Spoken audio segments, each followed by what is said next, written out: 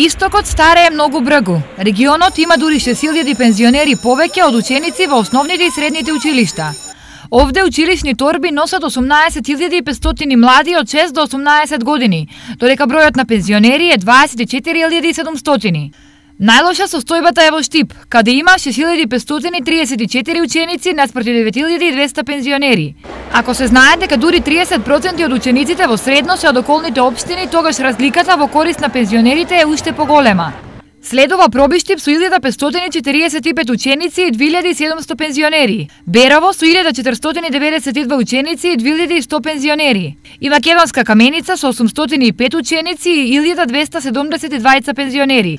Во останатите општини од регионот разликата се движи помеѓу 300 и 400 пензионери повеќе во однос на ученици. Што овие бројки кажуваат за иднината на регионот не е тешко да се претпостави ако се знае дека иднината не е во пензионерите туку во младите. Сепак невработеноста, заминувањето во странство и се покасно достапување во брак направија иднината на регионот сериозно да биде доведена во прашање. Единствен исклучок од правилото засега е само Карбинци, каде има 78 ученици повеќе од пензионери. На училиште таму одат 448 деца, додека статус пензионер имаат 370 овдешни жители.